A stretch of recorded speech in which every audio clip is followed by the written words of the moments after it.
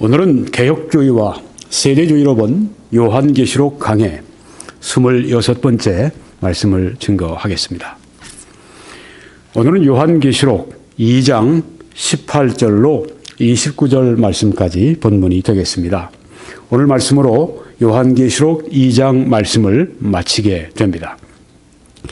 오늘 말씀의 주제는 제목은 거짓 교리를 용납하는 교회, 이런 제목이 되겠습니다. 두아디라 교회를 우리가 오늘 공부하게 되는데요. 거짓 교리를 용납하는 그런 교회였다고 하는 것입니다.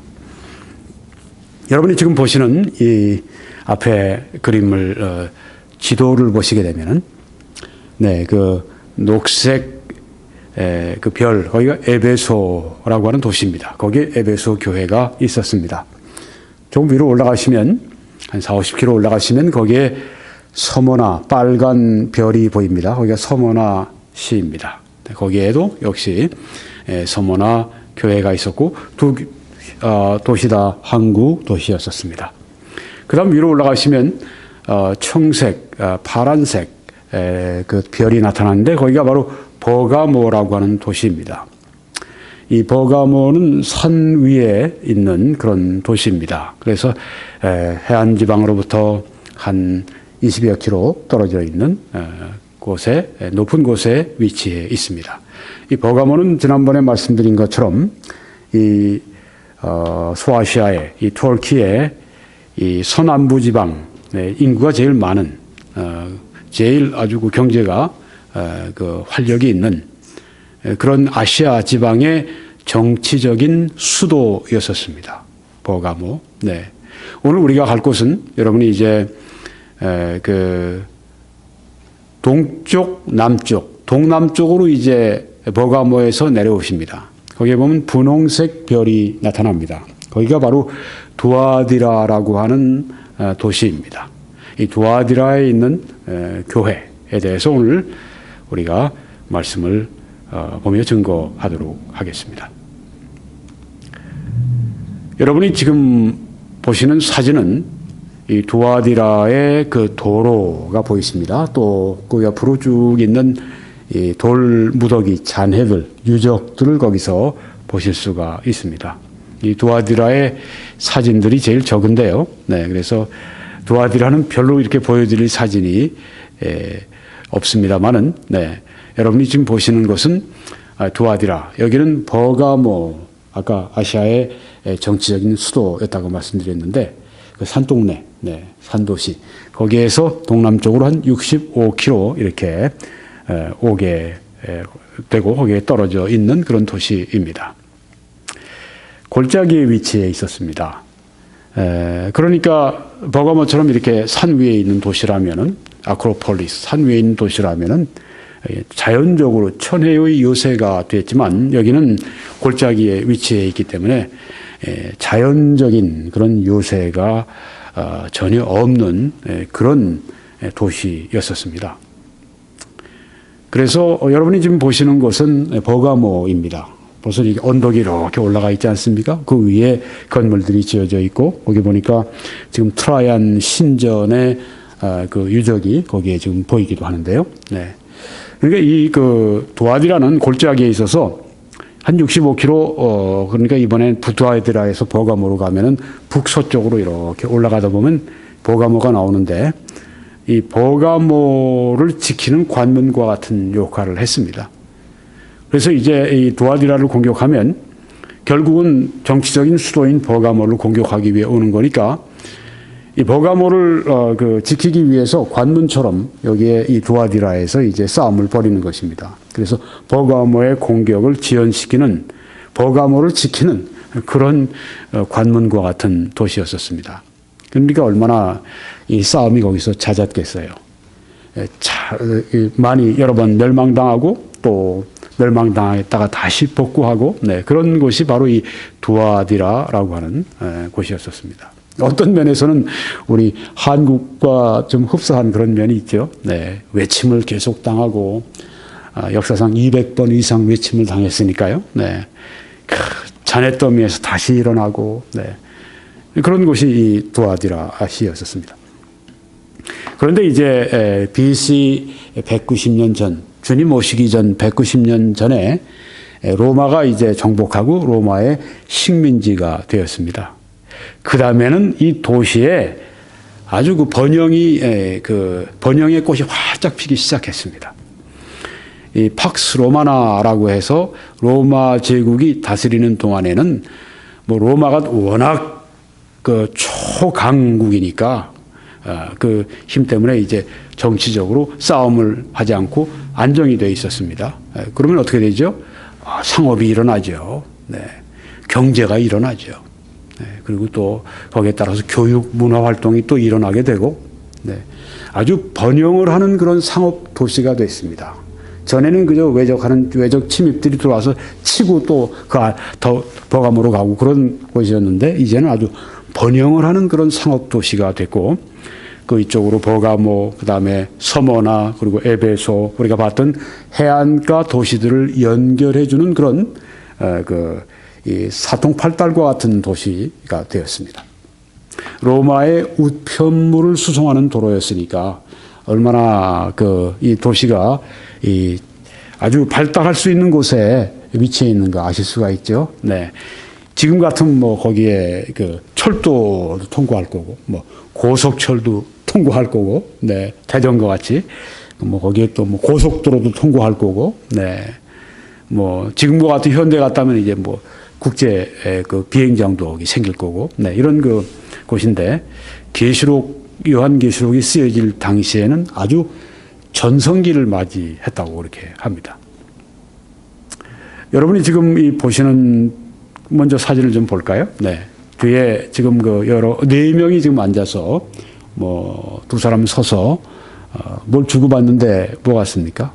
신발이죠. 네. 구두. 네. 신발. 밑에서는 지금 막 신발 만들고 구두 만들고, 네.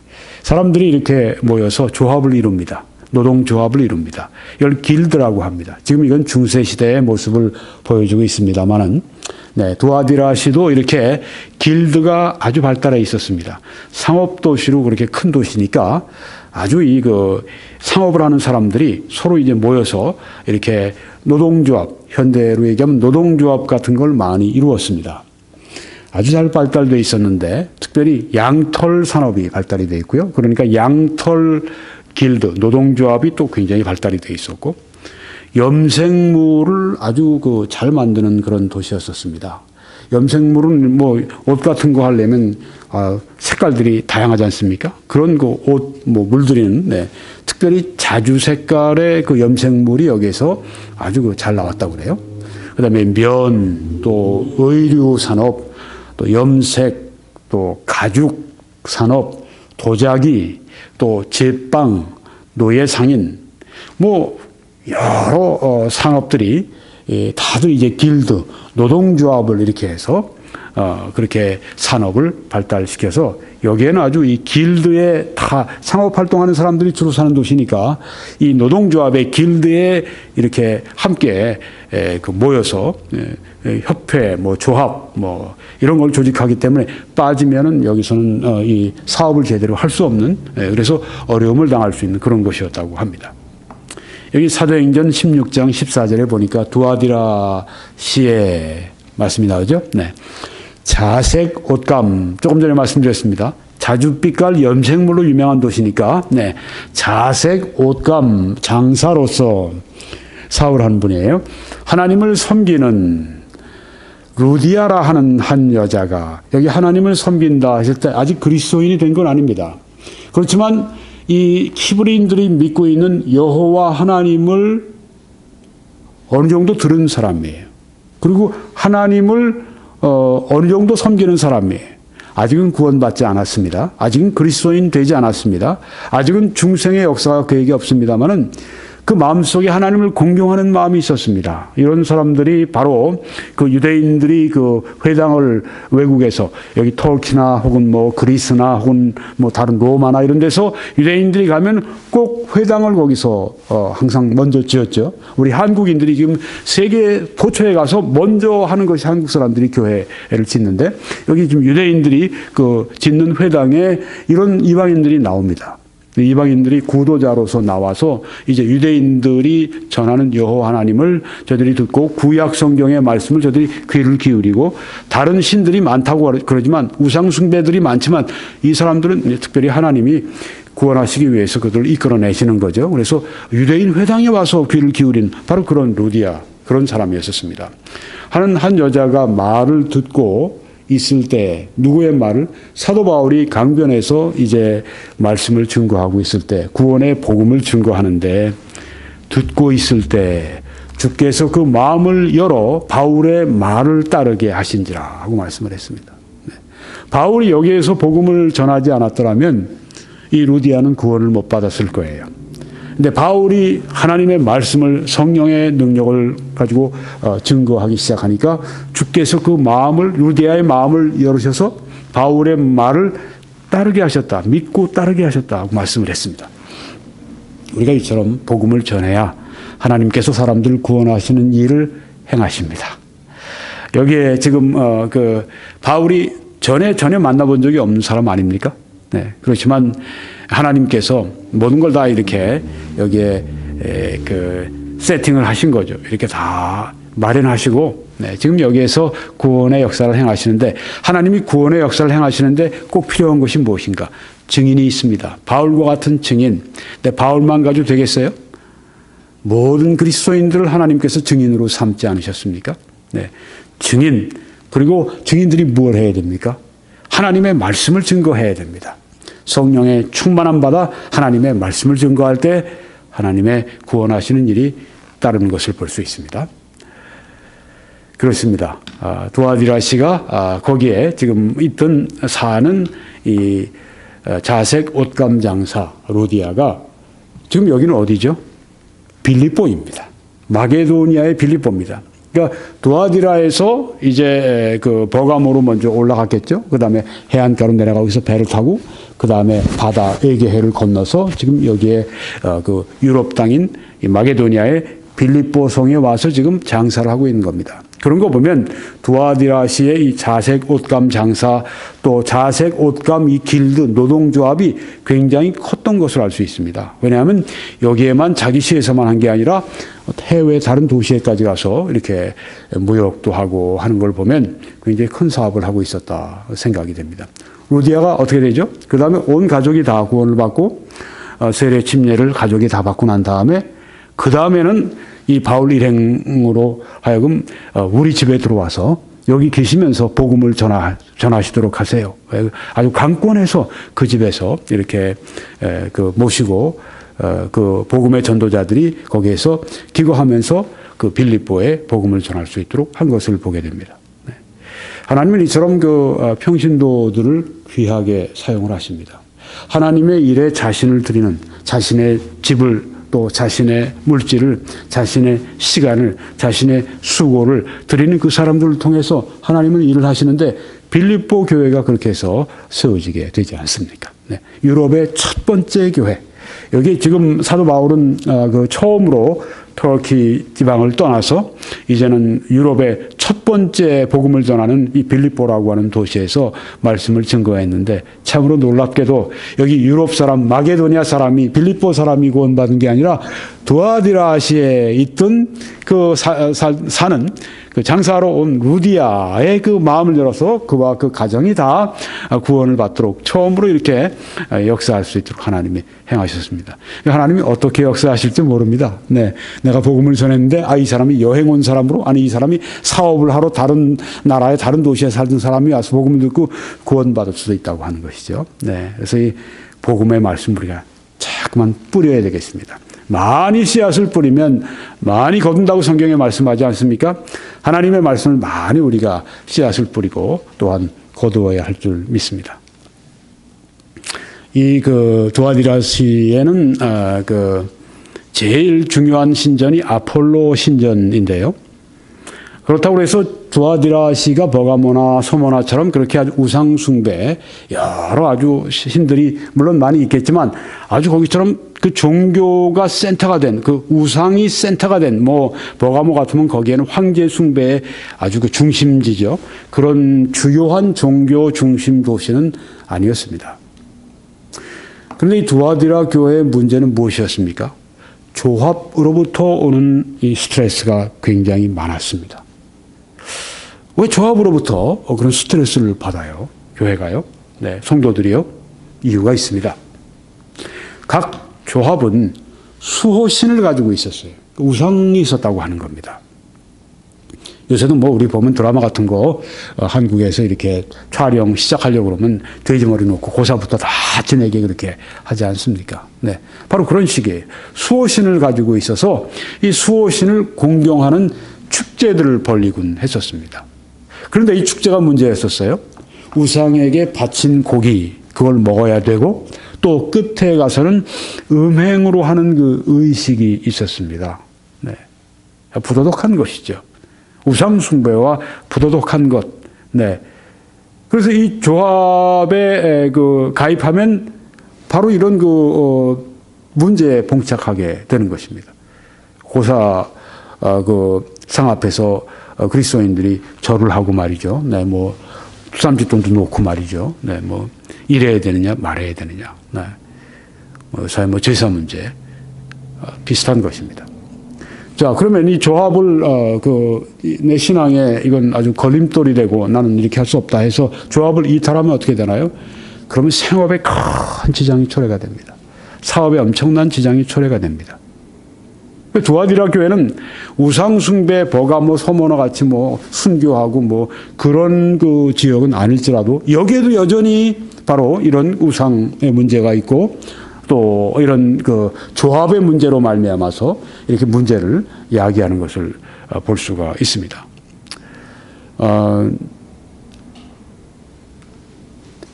이 서머나 교회의 문제는 무엇이었습니까? 실상은 유대인이 아니요 사탄의 회당이라 하는 말씀이 나오는데 유대인들은 유대인들인데 이 사람들이 보통 유대인들이 아니라 사탄이 쓰는 일꾼들이다. 유대인들이 굉장히 서머나 도시에 여론을 나쁘게 조성을 했죠. 네, 그래서 그리스도인들이 아주 악한 자로 그렇게 그리스도인들을 매도해버리고, 네, 그리고 그렇게 어려움을 많이 주었습니다. 사탄의 회당이라 이들 사탄의 일꾼들 때문에 서머나 교회는 성도들은 늘 박해와 어려움을 당했습니다. 버가모 교회의 문제는 또 뭐였었습니까? 거기는 사탄의 권좌가 있는 데라 하고 말씀했습니다. 조금 전에는 사탄의 회당, 여기는 지금 사탄의 권좌, 서머나는 사탄의 회당에 문제가 있었고 버가모 교회는 사탄의 권좌에 문제가 있었습니다.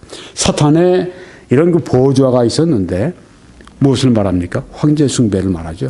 우상 숭배를 말하죠. 무엇보다 황제 숭배입니다. 여러분이 지금 보시는 사진의 큰 기둥들은 그 트라이안이라고 하는 로마 황제를 이제 신으로 만들어 섬기는 바로 그런 신전입니다. 한국에도 남산 같은 데 가보면요. 관우를 경배하는 그 관우 사당이 있어요. 일종의 신전이죠. 네. 거기 올라가서 제가 어떤 지키는 할아버지하고 얘기를 했습니다. 어떻게 이걸 믿는 겁니까? 그러니까 전에 우리가 중국으로부터 큰 도움을 받았었는데 앞으로 중국으로부터 큰 도움을 받을 거요. 그러면서 아주 중국에 대한 또 관우에 대한 그 믿음, 신앙이 아주 대단하더라고요. 웬만한 그리스도인들이 하나님 믿는 것보다 더 확실히 믿더라고요. 그렇게 믿는 거예요. 여기 지금 버가모 교회의 문제가 그랬습니다. 사탄의 권좌가 있다. 거긴 황제를 숭배하는 아주 정치적인 수도였었으니까 거긴 로마 제국의 그 지역, 아시아 지역의 로마의 송영 아시아의 바로 수도니까 거긴 뭐 아주 황제 숭배 때문에 너무너무 어려움을 이 버가모 교회가 가지고 있었습니다. 두아디라 교회의 문제는 무엇입니까? 이 말씀이 있습니다. 계시록 제가 여기 잘못 적었습니다. 2장 24절입니다. 이 교훈을 받지 아니하고 소위 사탄의 깊은 것을 알지 못하는 너희에게. 여기 사탄의 깊은 것이 나오네요. 서머나 교회는 사탄의 회당, 사탄의 일꾼. 또 이 버가모 교회는 사탄의 권좌, 거기는 우상숭배, 황제숭배. 지금 두아디라 교회는 사탄이라는 말이 나오는데 이번에는 사탄의 깊은 것이라고 나옵니다. 사탄의 깊은 것이 무엇인가? 여기 문맥을 통해서 보면 우상 숭배하는 것과 음행의식이 사탄의 깊은 것입니다. 이런 것들 보면 이제 이단들은 아주 그냥 이거 사기쳐먹기에 딱 아주 좋은 말이다. 사람들이 이것 때문에 고개를 갸우뚱하고, 이게 뭘까? 이런 것만 잡으면 아주 이걸 가지고서 그냥 요리를 하는 거니까 말이죠. 다른 게 아닙니다. 사탄의 깊은 것은 사탄이 가지고 있는 게 뭡니까? 죄지요. 네. 멸망할 짓이죠. 죄죠. 사탄의 깊은 것이라고 해봤자 뻔하죠. 죄죠. 우상 숭배와 여기에서는 음행의식, 사탄의 깊은 것을 알지 못하는 너희, 이것이라고 하는 것입니다. 네, 다시 한번 정리합니다. 서문학교에서는 사탄의 회당이 문제였습니다. 즉 사탄의 일꾼, 유대인들인데 그들은 결국은 복음을 방해하는 사탄의 일꾼들. 그런데 여기 버가모 교회에서는 무엇이 문제였죠? 사탄의 권좌가 거기 있었습니다. 사탄의 보좌가 있었습니다. 황제 숭배가 얼마나 이 그리스도인들에게 압박을 그리고 박해를 주는지를 알 수가 있는데, 지금 두아디라 교회는 또 사탄의 깊은 것에 문제가 있었습니다. 그것은 우상 숭배와 음행 의식을 거기에 말하는 것입니다. 여기에 대해서 이제 좀 자세히 말씀을 드리려고 합니다. 여러분이 지금 보시는 이 사진, 여기에 지금 교회 같지 않죠. 근데 이게 사도 요한 기념 교회, 이런 옛 교회 터가 여기에 지금 있는 것입니다. 네, 이게 두아디라에 있는 교회 유적입니다. 요한 기념 예배당인데요. 어떻게 두아디라 교회가 시작이 됐을까? 네, 두 가지로 우리가 추측을 합니다. 성경엔 분명히 나와 있지 않으니까 추측을 하는 건데, 네, 루디아 가족, 아까 말씀드린 이 빌립보에서 강가에서 사도 바울이 말씀을 증거하는데, 그 말씀을 듣다가 마음을 열어 하나님이 깨닫게 하시고 구원해 주신 루디아, 그리고 가족, 이들이 사도 바울 일행을 빌립보에서 그들이 복음 전하도록 하는데, 거기서 빌립보 교회 개척하는데 돕지 않았습니까? 그러니까 루디아 가족은 빌립보 교회를 개척하는 개척자들이었습니다. 바로 그들의 루디아 가족의 집이 바로 교회가 거기서 모였을 거라고 생각이 됩니다. 거기뿐이 아니라 거기는 자기들이 본래 사는 데가 아니라 루디아는 본래 이 두아디라에 사는 사람이니까 두아디라로 가서 자기 고향으로 가서 거기에서 분명히 교회를 개척을 했을 것이다, 이렇게 생각하는 분들이 있습니다. 근데 또 그거보다는 바울이 에베소에서 사역한 결과로 바로 두아디라에도 교회가 개척이 됐다, 이렇게 보는 분들이 더 많은 것 같아요. 네, 여기 말씀 근거가 여기 있습니다. 사도행전 19장 9절에 바울이 그들을 떠나 제자들을 따로 세우고, 여기 왜 누구를 떠났죠? 사탄의 회당. 네, 아주 유대인들이 바울을 박해하고 바울이 복음 전하는 걸 회방하고, 네, 그들을 이제 떠나서 그들에게 더 이상 복음 전하지 않고, 네, 회당 가서 복음 전하는 일을 여기 중단한 것으로 보입니다. 그리고 제자들을 따로 세우고, 주님의 말씀을 잘 받는 그 제자들을 따로 세우고 두란노 서원에서 날마다 강론하니라. 그러니까 여기는 바울이 에베소에 세운 최초의 신학교라고 볼 수 있습니다. 평신도 성경학교라고 볼 수 있습니다. 평신도 성경대학이라고 볼 수 있습니다. 여기서 또 두란노 서원에서 아마 사역자들도 많이 일어났겠죠. 두란노 서원에서 날마다 강론하니라. 하나님의 말씀을 유대인 회당 가면 토요일 날 모이죠. 근데 여기 두란노 서원에서는 날마다 하나님의 말씀을 가르쳤습니다. 2회 동안 이같이 하니, 와, 365일을 2번 해보십시오. 어떻게 됩니까?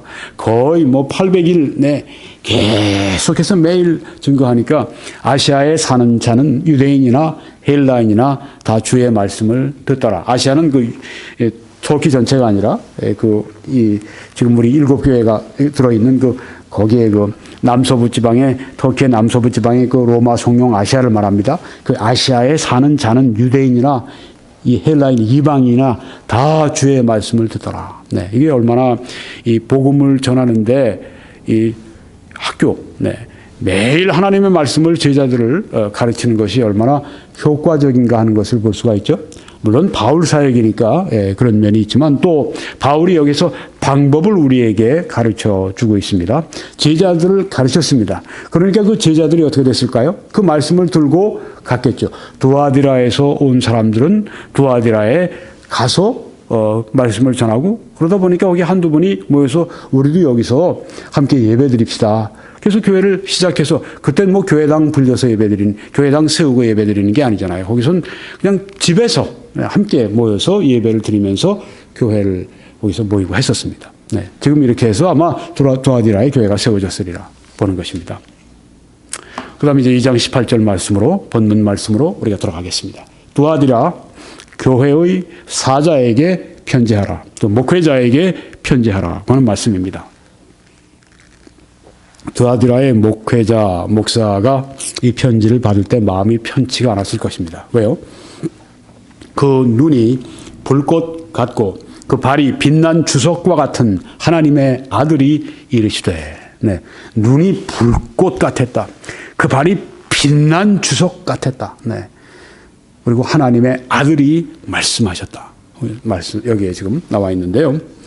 자, 우리가 앞에 1장에 보니까 거기에는 예수님이 인자라 그렇게 말씀하셨는데 바로 이 2장 18절에 보니까 예수님은 하나님의 아들이다 그렇게 말씀하셨습니다. The Son of Man, 인자, 사람의 아들, 인자. 네. The Son of God, 하나님의 아들 다르죠. 사람의 아들이라고 하는 표현과 하나님의 아들 다르죠. 네. 인자, 그 말은 The Son of Man, 사람의 아들이라는 뜻입니다.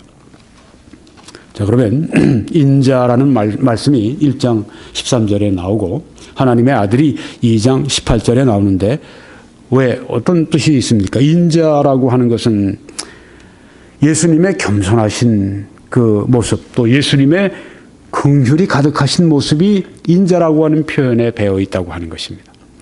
우리를 위한 대제사장으로서 우리를 위해 늘 간구해 주시고 중보 기도해 주시는 바로 예수님을 인자라 이렇게 표현을 한 것입니다. 또 예수님은 우리를 겸손하시고 긍휼하신 인자의 모습을 여기서 볼 수 있고요. 또 하나님의 아들, 여기에서는 예수님이 하나님 되심을, 예수님의 신성을 강조하는 것이죠. 본질상 예수님은 하나님이시다. 네. 하나님 하면은 일반 사람들은 다 아버지만 생각을 해요. 하나님, 하늘에 계신 아버지만 생각합니다. 그렇지만 하나님에는 우리가 삼 위에 하나님이 계시다고 하는 것을 아셔야죠. 네. 그래서 성부 하나님이 계시고 하나님 아버지가 계시고 여기 예수님은 성자 하나님이시고 성령께서는 성령 하나님이시고 하나님의 아들은 하나님 되심을 강조하고 있고 또 심판주를 강조하고 있다고 하는 것입니다. 네. 인자는 겸손과 긍휼, 우리와 모든 일에 우리와 같이 시험을 받으셨으되 죄는 없으시니라 말씀하셨죠.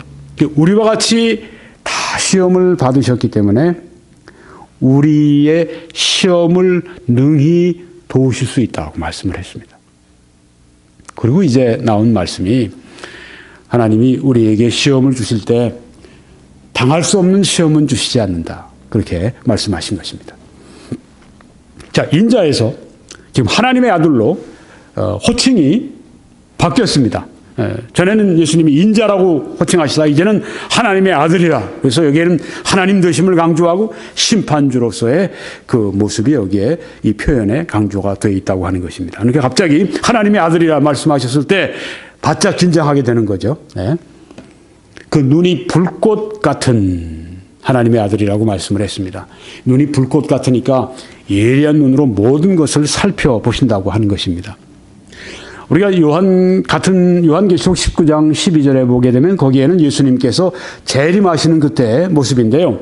재림하시면서 그 눈은 불꽃 같다고 말씀을 했습니다.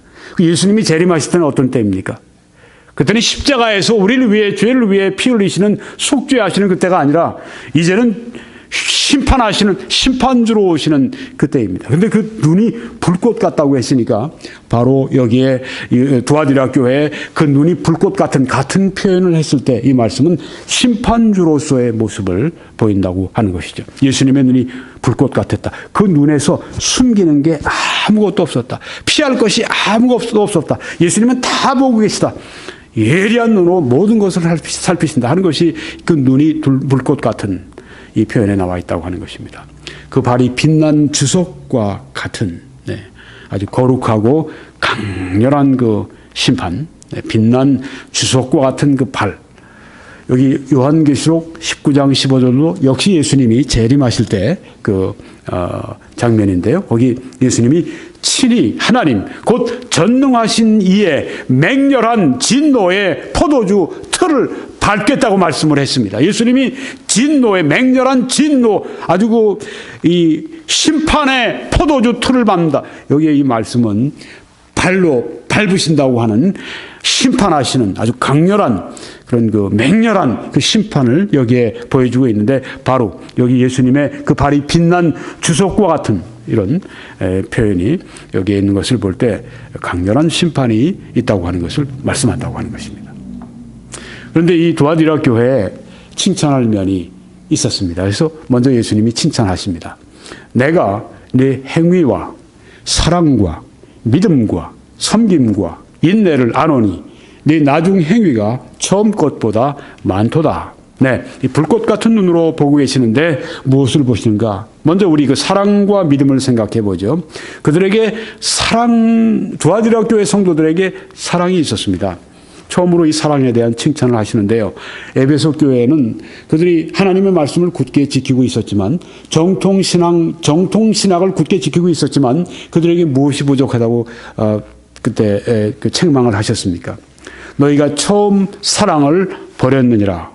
그러므로 처음 행위를 가지라. 이렇게 그들에게 사랑을 버린 것에 대해서 책망을 하셨습니다. 그런데 여기에 이 두아디라 교회는 사랑이 있는 것을 오히려 칭찬하셨습니다. 에베소에서는 사랑 없다고 책망을 에베소 성도들이 받았지만, 여기에 두아디라 성도들은 사랑이 있다고 칭찬을 받았습니다. 예수님이 칭찬하신 거니까 진짜 칭찬받을 만한 사랑이 있었던 거죠. 사랑과 믿음과, 이 믿음은 피스티스라는 말은 또 종종 faithfulness, 신실함이다, 충성됨이다, 이렇게 표현할 수 있습니다. 사랑과 충성됨, 사랑과 신실함, 그 믿음과 이 두 가지가 항상 성경에 보면 함께 갑니다. 사랑과 믿음이 함께 갑니다.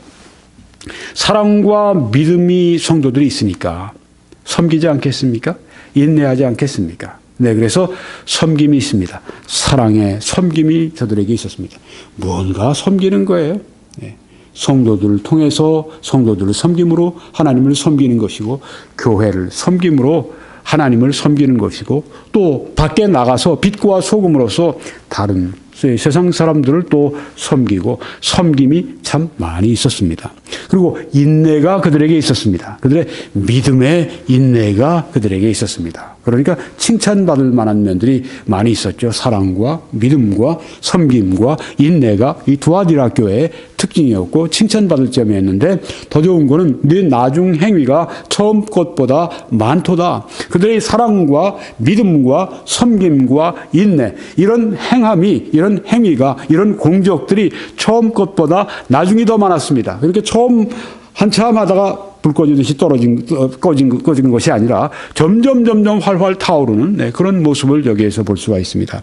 칭찬을 이 두아디라 교회에 이렇게 해 주셨습니다. 근데 그 다음에 말씀은 책망이 나옵니다. 그러나 네게 책망할 일이 있노라. 자칭 선지자라 하는 여자, 자칭입니다.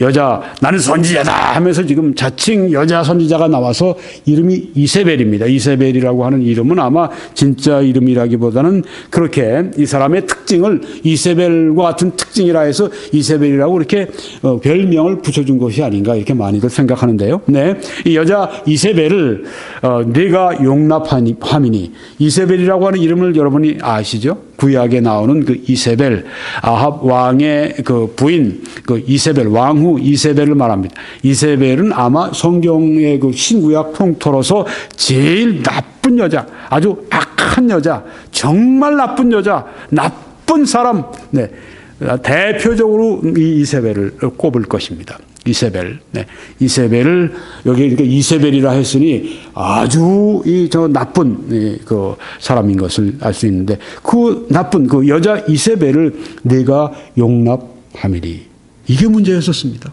사랑과 믿음과 소망과 인내와 섬김이, 행함이 그들에게 있었는데, 그 칭찬을 받았지만 그것만 받으면 얼마나 좋아요. 근데 그들 안에 아주 무서운 책망을 할 요소가 있었습니다. 그건 자칭 여선지자 이세벨을 너희들이 용납하고 있구나 하는 말씀이었습니다.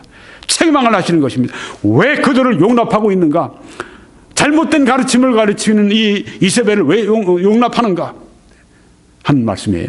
그러니까 이렇게 거짓 교리를, 거짓 교사를 용납하는 것에 대해서 여기에 주님께서 아주 무섭게 책망하시는 걸 볼 수 있죠. 또한 성령님께서 하나가 되셔서 아주 여기 책망하시는 걸 볼 수 있습니다. 네가 용납함이니. 왜? 조금 이따 보면은 성령이 교회들에게 하시는 말씀을 들을지어다 그렇게 말씀하셨기 때문입니다. 여기 주 예수님으로부터 지금 사도 요한이 받아 기록하니까 예수님이 하신 말씀이다 할 수 있지만 또한 뒤에 보면 성령이 이 말씀, 교회들에게 하시는 말씀을 들을지어다. 그러니까 예수 그리스도와 또한 성령께서 함께 하시는 말씀이라고 하는 것입니다. 네, 그걸 함께해서 예수님과 성령이 동일하다, 동일로 만들고 그래서 같다고 얘기하는 게 신천지 이단 같은데, 뭐 신천지뿐이 아니에요.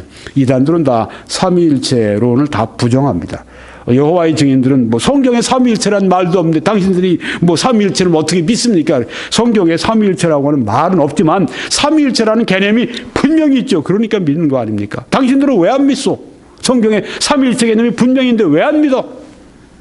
저들은 안 믿는 이유가 있어요. 예수님을 다 하나님보다 작은, 네, 아주 그냥 그 소문자로 아주 그렇게 얘기를 합니다. 소문자로 하나님, 소문자 하나님, 하나님 아버지는 대문자 하나님, 예수님은 이제 소문자 보통 일반 다른 뭐 그런 그 종교 우상숭배하는 데서 말하는 그 신과 같은 그런 정도의 크기로 이렇게 해놓는단 말이에요. 뭐 그 사람들 하는 얘기는 뭐 천사장 미가엘이라고까지 이렇게 예수님을 격화시키니까 할 말 없어요. 그 사람들에게. 그런 게 성경에 어디 있습니까? 이단들은 이 삼위일체를 부정해요. 자, 여기에 다시 돌아가세요. 이세벨을 네가 용납함이니 그가 내 종들을 가르쳐 꾀어 행음하게 하고 우상의 제물을 먹게 하는도다. 아까 말씀드렸죠? 그 노동조합들이, 길드들이 이제 자기들 수호신이 있는데 그 수호신을 이제 공경한다고 이 파티를 여는 거예요. 축제를 여는 거예요. 페스티벌을 해요. 거기에는 꼭 이런 우상의 제물, 우상 앞에 고기를 바치고 그 다음에 그걸 가지고서 먹고, 네, 그리고 또 결국은 그 의식 가운데 행음하는 의식이 있고, 네, 이렇게 한다고 하는 것입니다. 이세벨은 교회 안에 있으면서 사람들에게 괜찮아, 괜찮아. 그거 뭐 우리 영이 거룩하면 돼. 육적으로 하는 거, 이건 뭐 옛날에 나스틱 이단이 그랬습니다. 영은 거룩한 것이고 육은 더러운 것이고, 네, 그래서 영만 거룩하면 되고 육은 괜찮다. 육은 죄 지어도 괜찮다. 이런 이단이 있었는데 바로 그 나스틱 이단의 전신이 아니었는가 이렇게 생각하는 학자들도 있습니다만, 네, 여기 지금 여자 이세벨은 지금 그렇게 하는 것이 종들을 가르쳤습니다. 교회 안에서 있으면서 가르쳐서 이 성도들에게 얘기를 합니다. 괜찮아, 괜찮아. 노동조합 그거 만약에 탈퇴하고 나면 얼마나 힘들어. 그렇게 할 필요 없어. 노동조합 안에 있으면서 거기서 하라는 대로 해. 우상의 뭐 재물 먹으려면 먹어도 괜찮아. 뭐 행음하는 거 그거 의식도 괜찮아. 참여해도 괜찮아. 다 그거 괜찮은 거야. 이렇게 가르쳤다고 하는 것입니다. 이게 가능한 이야기입니까? 안 되죠. 있을 수가 없는 이야기죠. 그러니까 이세벨을 내가 용납했다.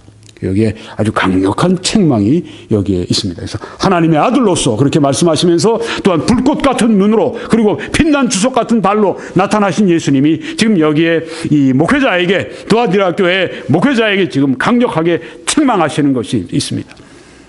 이세벨을 내가 용납하고 있다. 거짓 교리를 용납하고 있다. 수용하고 있다. 방치하고 있다. 잘못이다 하는 것을 여기에서 말씀하고 있는 것입니다. 아마 이 두아디라 교회 목회자나 두아디라 교회 성도들은 그랬는지 모르죠. 사랑으로 다 품어야죠. 다 우리가 서로 연합해서 잘 지내야 되지 않겠습니까? 근데 여기 하나님께서는 다른 말씀을 하고 계세요. 네. 내가 이세벨을 용납함이니. 네. 오늘날도 그런 그 교회, 교단들도 있어요. 그래서 보수적인 교단인데도 불구하고 거짓 교리, 잘못된 교리들을 그들이 그냥 수용하고, 좋은 게 좋은 거야. 서로 그냥 잘 그냥 지내. 서로 좀 다른 거 서로 인정하고, 이게 아니라고 하는 거죠. 여기 성경에 보게 되면 하나님, 여기 우리 주님께서는 네가 그 여자 이세벨을 용납함이니. 왜냐하면 그들이 죄를 짓게 만들고 있기 때문이라고 하는 것이죠.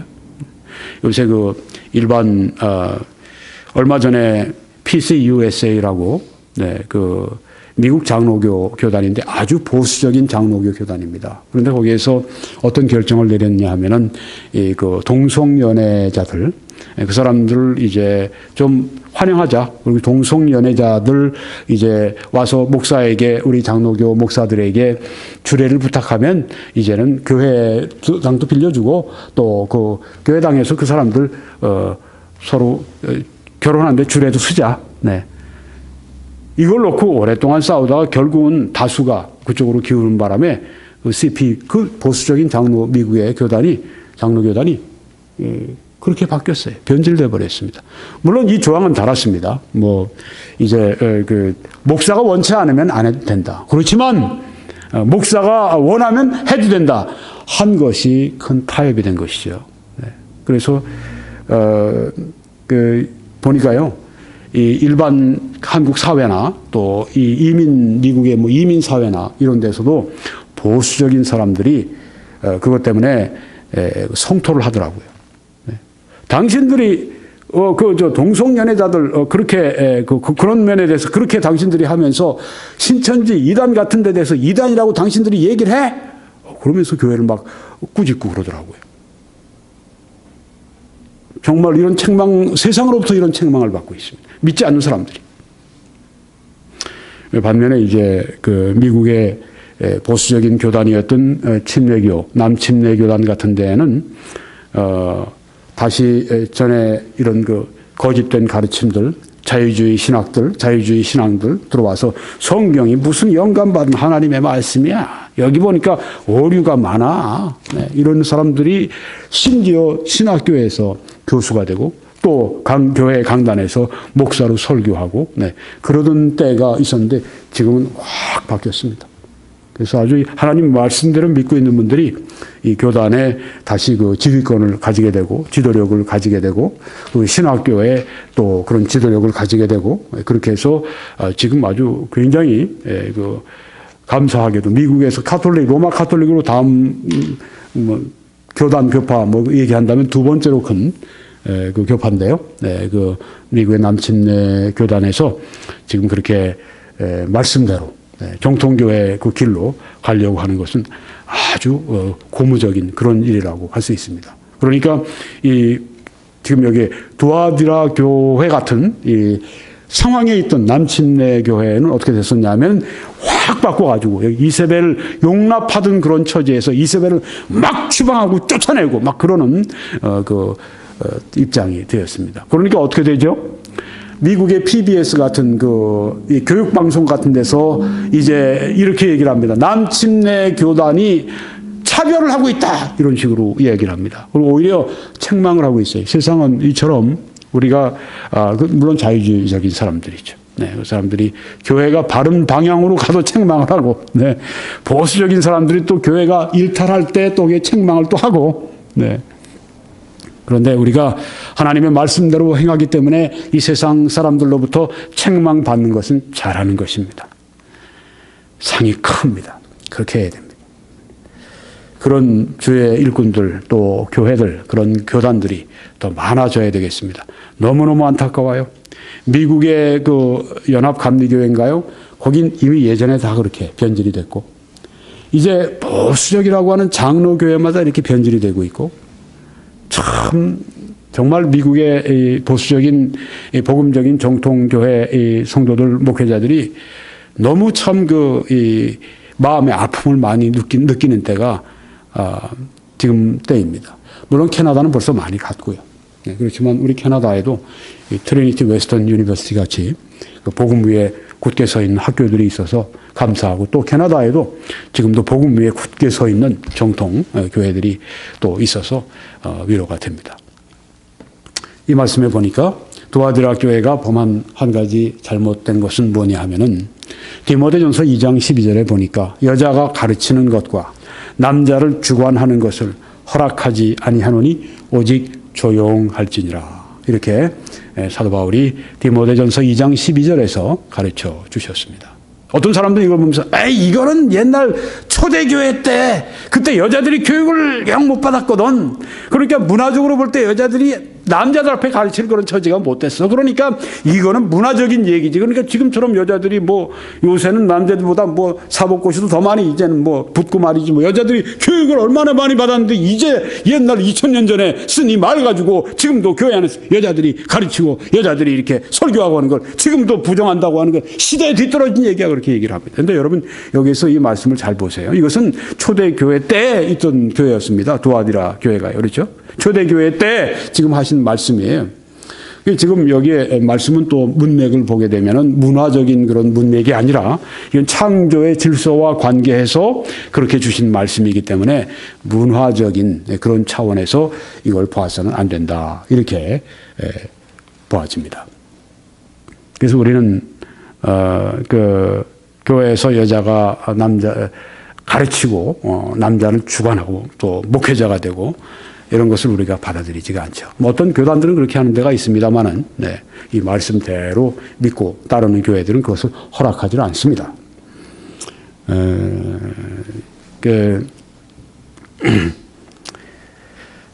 자칭 선지자라 하는 여자 이세벨. 자, 이 말씀을 좀 드려야 되겠습니다. 이세벨은 누군가? 거짓 교사입니다. 네. 또 영적, 도덕적 범죄로 인도하는 그런 사람입니다. 이름이 이세벨인데 구약의 이세벨과 같은 역할을 하는 그런 사람입니다. 이세벨이 어땠습니까? 남편 아합과 이제 결혼하고 난 다음에 온 이스라엘을 우상 숭배와 범죄로 이끌어가는 아주 악한 사악한 그런 여인이었었습니다. 이세벨. 그래서 하나님께서 이 아합 왕이 구약에서 제일 악한 왕이었는데 그 아합 왕에게 하나님께서 네가 정말 잘못 범죄한 것이 있다고 말씀했을 때 뭘 말씀했냐면 이세벨 같은 여자하고 결혼한 것이 그것이 하나님 앞에 큰 범죄라고 그렇게 책망을 하신 것을 성경에서 볼 수가 있습니다. 결혼 잘해야죠. 네. 왕이 결혼을 잘못하고 나니까 이 잘못된 여자가 들어오고 나니까 가문뿐 아니라 온 그 이스라엘 전체가 다 죄 짓는 일에 그렇게 미혹되고 빠지는 것을 볼 수 있습니다. 이세벨 같은 악한 여자가 그런 그 아합 왕 같은 나쁜 왕 옆에 이제 권세를 가지게 되니까 얼마나 이 이스라엘에 악 영향이 미치게 됐습니까? 여기 실족하게 할 때, 다른 사람들을 그 죄로 이끌어갈 때, 이게 실족입니다. 여기 마태복음 18장에 누구든지 나를 믿는 이 작은 자 중 하나를 실족하게 하면, 실족하게 한다는 이 말씀이 뭐 발을 이제 헛디디게 한다는 그런 얘기죠. 실족해서 뭐 낭떠러지에 떨어져서 죽었다, 뭐 그런 얘기도 있고 한데, 실족했다, 실족한다고 하는 여기서 이 말씀은 죄를 짓게 한다고 하는 것입니다. 다른 사람으로 하여금 죄를 짓게 만드는 것, 다른 사람이 죄된 길로 가도록 이끌어가는 것, 다른 사람이 죄 짓게 만드는 그 일, 그거 하면 차라리 연자 맷돌이 그 목에 달려서 깊은 바다에 빠뜨려지는 것이 나으니라 이렇게 말씀을 했습니다. 예, 실족하게 만들면 얼마나 심각한 것인가 하는 것을 예수님이 여기 하신 말씀이 연자 맷돌을 그 목에 매달아서 깊은 바다에 빠지는 것, 그것이 차라리 낫다 이렇게 다른 사람을 죄짓게 하는 그 일이 얼마나 무서운 것인가 심각성을 말씀하고 계십니다. 자, 여기 보니까 그 이세벨에게도 예수님께서 기회를 주신 것을 말씀합니다. 또 내가 그에게 자칭 여선지 이세벨 그에게 회개할 기회를 주었으되 자기의 음행을 회개하고자 하지 아니하는도다 하고 했습니다. 자기의 그 음행을, 자기의 그 영적인 음행을 회개하고 도덕적인 음행을 회개하고자 하지 아니하는도다. 회개할 기회가 그 이세벨에게 있었지만 회개의 기회를 저버렸다고 여기 성경에 말씀하고 있습니다. 회개의 기회를 저버리게 되면 어떻게 되죠? 그럼 심판을 받게 되는 것이죠. 여기 우리가 이제 그 이세벨의 최후를 좀 봐야 되겠습니다. 실족하게 하던 이 이세벨이 어떤 최후를 만났는가. 예후가 열왕기하 9장에 있는 말씀입니다. 예후가 이스라엘에 오니 이세벨이 듣고 눈을 그리고 화장을 한 겁니다. 머리를 꾸미고 창에서 바라보다가 예후가 문에 들어오매 이르되 주인을 죽인 너 시므리여 평안하냐? 하니 이렇게 물어보았습니다. 네, 아주 인사치고는 고약한 인사죠. 네, 이 예후가 들어오는데 이세벨이 창문 위에서 바라보면서 주인을 죽인 너 시므리여. 이름이 이제 또 예후가 시므리인데 시므리여 평안하냐? 이렇게 아주 꼬집어서 물어본 것입니다. 네, 아주 빈정거리는 모습이 나오죠. 왜 이 예후는 누구였냐면 이스라엘의 장군이었는데 이 이스라엘의 그 요람이라고 하는 그 왕을 죽인 것입니다. 그리고 오는 것입니다. 근데 요람 왕은 이세벨과 어떤 관계에 있는가? 이세벨의 아들입니다. 아합과 이세벨이 낳은 아들이 요람인데 요람을 바로 그 요람 왕의 그 대신이었던 요람 왕의 장군이었던 이 예후가 죽이고 오는 거예요. 그러니까 자기 아들 요람 왕을 죽이고 오는 이 예후를 바라보고 이세벨이 주인을 죽인 너 시므리여 평안하냐? 너 이 주군을 죽인 너 이 시므리여 예후여 평안해? 이렇게 물어본 것입니다. 그러니까 예후가 얼굴을 들어 창을 향하고 이르되 이 이세벨을 본 겁니다. 내 편이 될 자가 누구냐? 누구냐? 두 번을 물어봅니다.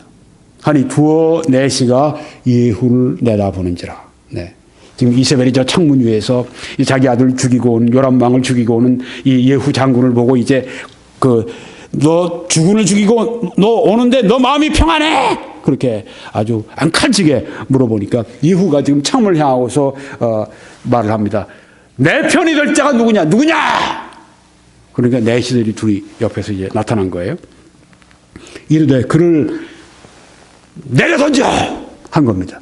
이세벨 그 창문 위에 있는 거 이 땅으로 내려 던져! 떨어뜨려 죽이라는 말에 내려 던짐에 그의 피가 이세벨의 피가 담과 말에 팍 튀어갑니다. 예후가 그의 시체를 밟으니라. 이 어머니 요람 왕을 죽이고 이젠 요람 왕의 어머니인 이세벨까지 지금 여기서 창문에서 떨어뜨려 죽이라고 그러고 그거로 만족하지 못했어요. 시체를 그냥 밟아버렸습니다. 이세벨이 아주 비참한 최후를 여기 당하고 있는 것을 볼 수 있죠. 이걸로 끝난 게 아닙니다. 예후가 들어가서 먹고 마시고 이르되 가서 이 저주받은 여자를 찾아 장사하라. 그는 왕의 딸이니라 하며 네. 이세벨을 이제 저주받은 여자라고 이야기를 합니다. 지금 예후는 왜 이렇게 하고 있습니까? 이게 그 이전에 말씀 보시게 되면 이제 이 하나님께서 엘리사에게 말씀하셨습니다. 이세벨에게 있을 심판을 말씀하시고 이제 이것을 그 예후를 통해서 이룰 것을 말씀하시고 그래서 이제 예후가 그 뜻을 받고 지금 와서 여기 지금 하나님의 심판을 이행하고 있는 것입니다. 그 저주받은 여자 이세벨을 찾아서 장사하라. 그는 왕의 딸이니라. 그래도 그 악한 여자이고 저주받은 여자이지만 왕의 딸이니까 장사는 해줘라. 그런 얘기예요. 가서 장사하려 한즉 그 두 골과 발과 그의 손 외에는 찾지 못한지라 돌아와서 전하니. 자, 먹고 마시고 그동안 시간 지나고 나와서 보니까 이세벨이 몸뚱아리가 없어진 거예요. 두 골과 발과 손 외에는 몸뚱아리가 없어졌어요. 예후가 이르되 이는 여호와께서 그 종 디셉 사람 엘리야를 통하여 말씀하신 바라. 자기에게 말씀하신 거예요. 이 엘리야가 자기 종을 보내서 이 예후를 이제 그 대신들이 모인 가운데서 나 좀 만납시다. 그러고서 이제 방으로 들어가서 예후에게 기름을 부으면서 당신은 하나님이 왕으로 이스라엘의 왕으로 세우십니다. 그리고 이제 심판을 이제 말씀하시는데 바로 그 심판 그 얘기를 하는 자기가 받은 심판을 얘기하는 겁니다. 예후가 이르되 이는 여호와께서 그 종 디셉 사람 엘리야를 통하여 말씀하신 바라 이르시기를 이스라엘 토지에서 개들이 이세벨의 살을 먹을지라. 그러니까 이세벨의 몸뚱아리가 다 없고 그냥 두 골과 발과 뭐 이런 손 이런 것만 남았는데 몸뚱아리 다 어디 갔는가? 예언하신 대로 개들이 이세벨의 살을 개들이 다 먹어버린 거예요. 이세벨이. 네. 이렇게 실족하게 하고 다른 사람들 범죄하도록 이끈 사람들에 관한 회개하지 않은 그들에 대해서 어떤 무서운 심판이 있는가 하는 것을 이 성경이 보여주고 있는 것입니다. 그 시체가 이스라엘 토지에서 거름같이 밭에 있으려니 이것이 이세벨이라 가리켜 말하지 못하게 되리라 하셨느니라 하였더라. 네. 아주 비참하게 개에게 살이 뜯겨서 그렇게 최후를 마쳤습니다. 이게 실족하게 하는 자의 받을 무서운 심판이라고 하는 것을 여기에 말씀하고 있습니다. 특별히 이세벨이라고 하는 이름을 거기에 주신 것은 이런 심판의 메시지가 담겨 있는 것을 우리들에게 보여주고 있는 것입니다. 보십시오. 그에 대한 말씀이 직접 나옵니다. 계시록 2장 22절에 볼지어다 내가 그를 침상에 던질 터이요. 이세벨을 여선지 자칭 여선지 그 죄인 여선지 거짓 교사 이세벨을 침상에 던질 터이요. 영어 성경은 뭐 sick bed 아주 그 병상에 bed of suffering 어떤 사람은 또 어떤 성경에는 아주 고통의 이 그 침대 아주 그냥 고통 가운데 누워 있는 걸 말하는 겁니다. sick bed 어떤 분은 이건 결국은 죽음과 지옥을 말씀하는 것이다. 그를 결국은 이세벨을 결국은 죽일 것이고 결국은 지옥에 던질 것이고 바로 그 말씀이다. 또 그와 더불어 간음하는 자들도 영적으로 저들이 부도덕한 자들도 만일 그의 행위를 회개하지 아니하면 큰 환난 가운데 던지고 이세벨뿐 아니라 또는 이세벨을 따르는 자들 이세벨을 따라서 함께 범죄하는 자들 그들이 이세벨 때문에 우리가 범죄했습니다. 그렇게 안 된다고 하는 거죠. 이세벨을 따라서 그들이 범죄했기 때문에 그의 행위를 회개하지 아니하면 큰 환난 가운데 던진다고 말씀을 한 것입니다. 하나님이 환난과 큰 환난과 하나님이 죽음과 지옥과 하나님이 이런 이세벨에게 주신 이런 무서운 심판이 임하기 전에 회개한다면 얼마나 좋겠어요. 회개하지 않으면 그렇게 된다고 하는 것입니다. 어떤 경우 성경에는 이런 심판도 있습니다. 요한 1서 5장 16절에 사망에 이르는 죄가 있으니 이런 데에 대해서는 기도하지 말라, 구하지 말라 이렇게 한 말씀이 있습니다. 그러니까 사망은 어떤 아주 갑자기 죽는 겁니다. 급사하는 겁니다. 급사하는 그 심판이 있다고 하는 거죠. 우리가 사도행전 5장에 보면 아나니아와 삽비라가 있죠. 아나니아와 삽비라가 있는데 그 사람들이 급사하는 걸 볼 수 있죠. 먼저 남편이 죽고 그 다음에 아내가 또 죽고 베드로에게 땅 판 거 가지고 거짓말하다가 내가 나에게 거짓말하는 게 아니라 하나님께 거짓말했다. 그러고서 이제 즉시로 급사하는 그 심판이 있었는데 그런 심판이 그 아나니아와 삽비라뿐 아니라 일어난다고 하는 겁니다. 급사한 그런 심판, 사망에 이르는 죄가 있다.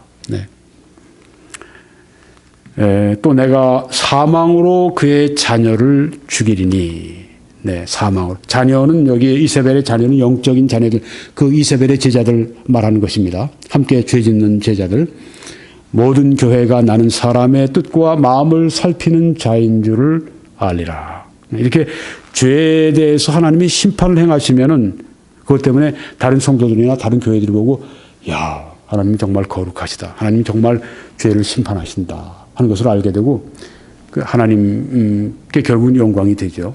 사람들이 거룩해져야 되겠다고 하는 결심을 하게 되니까요. 내가 너희 각 사람의 행위대로 갚아 주리라. 우리가 구원받을 때에는 예수님의 십자가에 못 박혀 죽으신 그 예수님의 공로 100% 예수님의 공로 때문에 우리가 그 공로를 믿음으로 말미암아 구원받습니다마는 구원을 받고 난 이후에 그 다음에는 행함으로 상급을 받는다고 성경에 도처에 말씀을 하고 있습니다. 이 말씀은 우리가 교리와 행실에 있어서 하나님은 거룩하길 원하신다고 하는 것을 말씀합니다.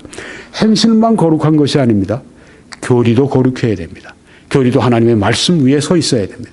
우리의 행실만 이 하나님의 말씀을 따라 세워지는 것이 아니라 우리의 믿는 바, 우리의 신조와 우리의 교리도 이 거룩한 하나님의 말씀에 그대로 그 위에 세워지기를 원한다고 하는 것입니다. 왜요? 우리의 결국 믿는 바가 우리의 행동으로 나타나고 우리 생각하는 바가 결국은 우리의 행실로 드러나기 때문에 교리는 아주 중요한 것입니다. 사도 바울은 항상 이 서신을 쓰실 때 보면 먼저 교리에 대해서 말씀을 분명히 하시고 난 다음에 후반부에 가서 행실에 대해서 이 교리를 어떻게 우리의 행함으로 바꿀 것인가, 어떻게 행함으로 적용할 것인가, 항상 교리와 행실을 함께 강조했습니다. 우리도 교리와 행실이 함께 거룩하기를 하나님이 원하신다고 하는 것을 보는 것입니다.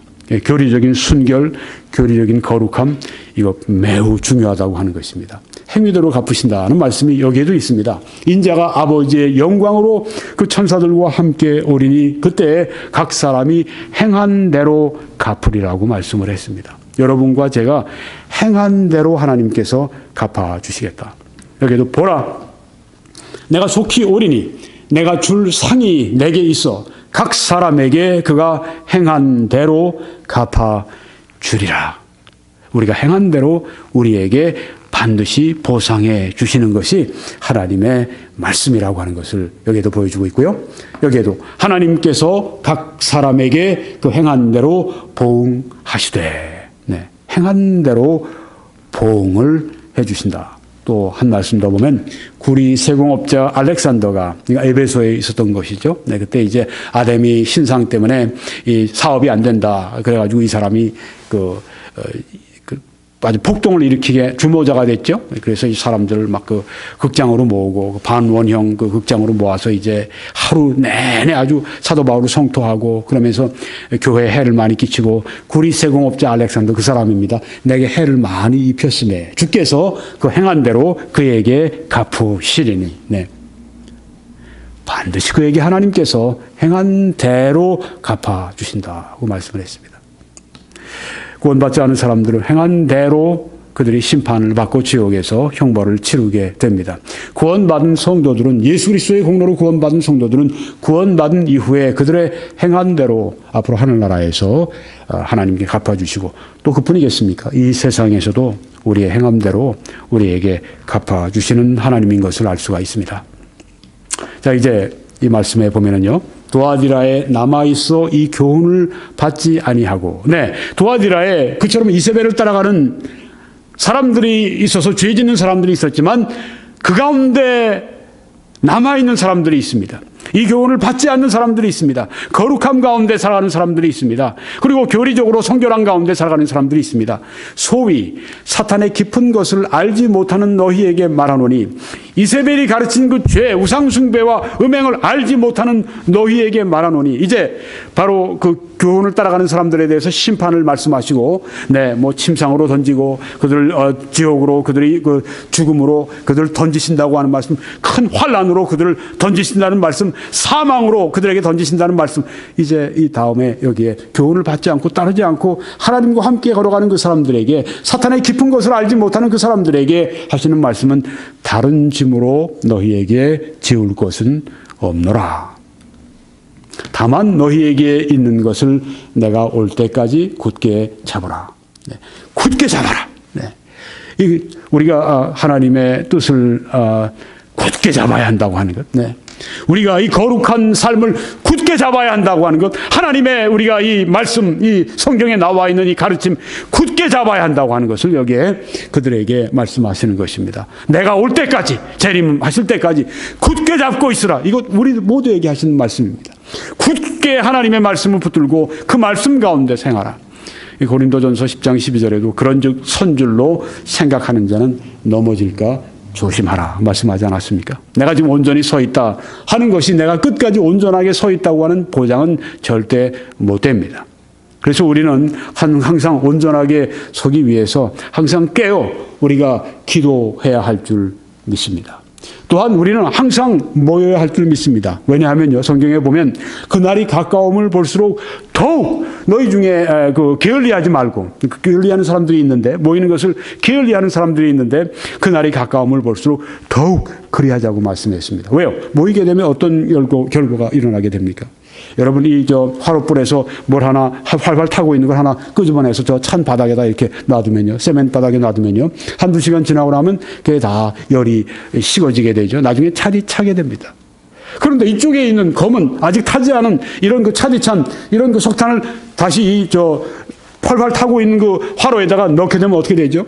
차고 불이 타지 않던 그것이 이제 조금 시간이 지나면 점점 데워지고 좀 더 있다 보면 불그스름하게 되고 나중엔 활활 타고 활활 타오르게 되지 않습니까? 마찬가지입니다. 이 교회의 역할이 바로 그것입니다. 모일 때마다 주님이 함께 하시고 성령의 역사가, 말씀의 역사가 있을 때 우리가 식어졌다가도 다시 타오를 수가 있습니다. 그렇지만 안에 있다가 아무리 타고 있다가도 밖으로 던져주고 혼자 떨어져 있으면 그 식어지게 된다고 하는 것입니다. 항상 우리 성도들이, 특별히 열심히 있는 성도들이 함께 가까이 있어야 됩니다. 여러분들이 이 책을 읽더라도 어떤 책을 읽느냐면 여러분에게 열심을 주는 책이 있잖아요. 경건함을 여러분들에게 아주 주는 책이 있지 않습니까? 그런 책을 봐야 됩니다. 성경 외에, 성경은 물론 우리가 제일 먼저 우리가 가장 많이 보고 가장 귀히 여겨야 되지만, 저도 요새 책을 많이 선별을 합니다. 전보다. 잡다하게 많은 것을 아는 것보다도 단 몇 명 추려서라도 그분들의 책을 보면 마음이 뜨거워져요. 그분들의 책을 보면 내가 거룩하지 못한 게 부끄러워집니다. 더 거룩함을 사모하게 됩니다. 그분들을 보면 내가 열심히 없는 게 아주 내가 부끄러워져요. 열심히 생깁니다. 이런 책들을 여러분이 자꾸만 잡고 있어야 돼요. 여러분에게 마음 안에 자꾸만 이런 그 하나님의 말씀의 공급이 있어야 됩니다. 그렇게 해서 자꾸만 나를 뜨겁게 하는, 내가 좀 식었을 때 뭔가 좀 뜨거운 것이 나에게 들어와서 나를 좀 뜨겁게 해주는. 그래서 어떻게 아까 루디아가 하나님 말씀을 들음으로 말미암아서 마음이 열려 예수님을 믿게 되지 않습니까? 또 그렇게 말씀을 증거함으로 말미암아 그런 역사가 있지 않았습니까? 우리가 이 하나님의 말씀을 우리가 들어야 하고요. 또 우리가 하나님 말씀 읽어야 하고요. 또 우리가 그 외에 영적인 서적들도 읽어야 하고요. 그런 그리스도인들을 우리가 만나야 하고요. 절대 홀로 떨어져서 혼자 잘할 것으로 생각하면 안 됩니다. 이제 이 말씀으로 마치겠습니다. 이기는 자와 끝까지 내 일을 지키는 그에게 만국을 다스리는 권세를 주리니. 만국을 다스리는 권세. 이기는 자, 끝까지 내 일을 지키는 자. 두아디라 교회에도 동일하게 이렇게 약속을 주십니다. 끝까지 주님과 함께 걷는 사람들, 이기는 자들입니다. 끝까지 거룩한 길에서 주님과 함께 동행하는 사람들, 이기는 자들입니다. 나를 버리고 나를 십자가에 못 박고 십자가에 못 박힌 나를 바라보고 이제는 그리스도가 내 안에 사시도록 하는 사람들, 이기는 자들입니다. 이기는 자와 끝까지 내 일을 지키는 그에게 만국을 다스리는 권세를 주리니. 우리가 세대주의로 보면 천년 왕국이 되겠죠. 또 개혁주의로 보면 이제 하늘에서 주님과 함께 다스리는 권세겠죠. 권세를 받는다고 말씀을 했습니다. 신실함이 하나님이 권세를 맡기시는 그 원리라고 하는 것을 성경에서 보여주죠. 또 그가 철장을 가지고 그들을 다스려 질그릇 깨뜨리는 것과 같이 하리라. 누가요? 이기는 자들이. 이기는 자가 이단 교주들이 나와서 내가 이기는 자가 돼서 내가 철장을 가지고 질그릇을 깨뜨려 부시고 만국을 심판하고 코미디를 하고 있어요. 이기는 자는 누굽니까? 우리들 모든 사람들을 말해요. 성도들 가운데 이기는 사람들. 나도 내 아버지께 받은 것이 그러하니라. 내가 또 그에게 새벽별을 주리라. 귀 있는 자는 성령이 교회들에게 하시는 말씀을 들을지어다. 새벽별을 준다고 말씀을 했는데요. 새벽별이 무엇일까요? 성경에 보니까 예수 그리스도입니다. 같은 요한계시록 22장 16절에 나는 다윗의 뿌리요 자손이니 곧 광명한 새벽별이라 하시더라. 그래서 여기 새벽별을 주신다는 말씀, 내가 또 이기는 그에게 새벽별을 주리라. 예수님을 우리에게 주시는데 예수님이 아주 충만하신 그 예수님을 우리에게 주신다는 말씀입니다. 예수님으로 충만해지는 것, 하나님 예수님으로 충만해지는 것, 그 삶을 주시겠다. 여기에도 베드로후서 1장 19절에도 또 우리에게는 더 확실한 예언이 있어 어두운 데를 비추는 등불과 같으니 날이 새어 샛별이, 여기 예수님입니다. 예수 그리스도. 너희 마음에 떠오르기까지, 예수님이 오실 때 그때를 말합니다. 너희가 이것을 주의하는 것이 옳으니라. 새벽별은 예수님. 마치면서 여러분들에게 저희 다른 메시지들을 21church.com에서 꼭 시청하시도록 그렇게 권면드리고 싶습니다. 그렇게 하실 때 하나님이 여러분을 축복하시기를 바랍니다.